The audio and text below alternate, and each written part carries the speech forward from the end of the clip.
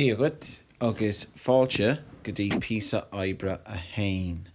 Okay, so is TAIBHIÚ an seo. TAIBHIÚ atá ann mo Caithimh Aimsire. Okay, a presentation that you're going to do on your Caithimh Aimsire, your hobbies. Okay, what we've been doing recently. So, so what you're looking at here is your criteria. Okay, so depending on what work you submit, you will be getting one of the following, you will be awarded one of the following kind of descriptions of your work. So, fós le déanamh, work still to be done, goma, good, anawa, very good, or sorwa, excellent. Okay, so fós le déanamh would be, so that if you had Nílain Victor, okay, no pictures, no dahana, no colours. Tá níos lú ná seacht pointy. There are less than shocked. Let's go for a cuaig with that, okay? So if there was less than 5 points on that, and a kind as berla. So if I'm not hearing any gaelga in yours, and there's not really much to work with, then I would have to say that would be fós le déanamh, work still to be done. Gama, okay, os cion cuaig faointí, more than 5 points. Tedal agus dáta, or tedal agus banú. Okay, so your banú is díagwit, conas atátú, Adam is anam done. That's a banú. Litrúma, good spelling. So check your notes that you're in your resources. Everything is spelt correctly, or it should be. So make sure your spelling is okay when you complete your work. Ag caint go soléir. Okay, ag caint go soléir is speaking clearly. If I can't hear you, then I can't really mark you on that. Okay, it's going to take away from the quality of your work. Okay, anawa. So if you are in this bracket here, you would have níos mó ná 8 pointy, more than 8 points of information. Ag caint go soléir, litrúma, good spelling, fáiríocht anawa, good pronunciation. So you're pronouncing your words correctly. Folklore ma, okay, good vocabulary. An Aimsire loirach, present tense. Féacham an televish. Éistim le ceol, I listen to, I watch. Okay, that's your present tense, Aimsire loirach. And an chopel is is. Is dinne sportul me, mar hampla. Okay, top bracket there, sorwa. You would have to be ticking these boxes. Fáiríocht gan lucht, so very, very good pronunciation.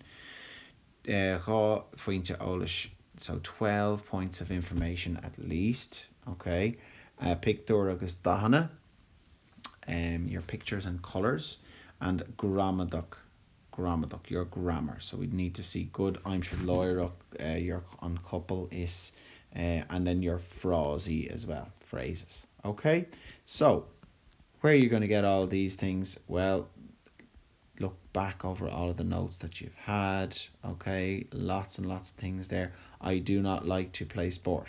Okay, so you've done all of these exercises, or you should have at this stage. On scala sausav is evenlum, is bralum, is mahlum. Okay, lawn frosy and shin urinta, initius a rish, gach shockton, gach law, riaf. Okay, so just look back over there and you'll see lots and lots of things there. Okay, just to help you another little bit, here's some good phrases that you can use. Mo Caithimh Aimsire is bralum sport. Tá a lán Caithimh Aimsire a gum. Is dinne sportúil agus go níomhach mé. Is even lum cluichí rívere. Imríam soccer le mo chóide. Éistim le ceol gach lá.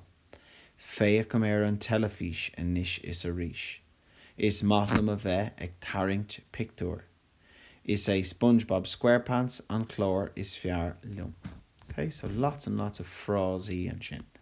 Okay, and here's a way you can kind of map yours out. Okay, so your banú, díagwit, Adam is anam dom. Tréthe. Is dinne sportúil agus go níomhach mé. Tá lán Caithimh Aimsire gum, mar hampla. Soccer, ceol, cluichí rívere.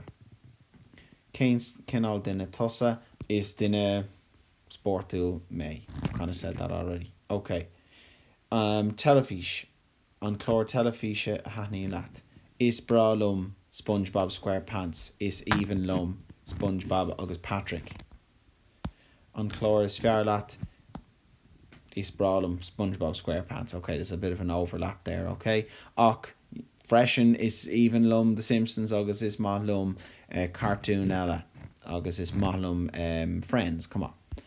Okay? TAIBHIÚ, don't worry about that too much, but even if you're saying fake and telefíe gach lá, okay, TAIBHIÚ is how many times or how often do you do these things. Ceol, éistim le ceol gach lá. Sport. Imrim sport in nishis arish. Okay, and there's lots of things that you look back on those phrases again that will help you with that. Gramaduk, your grammar. An Aimsire loiruk. Okay, so are you using the Aimsire loiruk? Féacham, éistim, taim, I go, T fada I-M, taim. Okay, agus an couple, so is dinne sportil me. Is dinne gníomhach me. Okay, and that's your map there to map it out for you. Okay.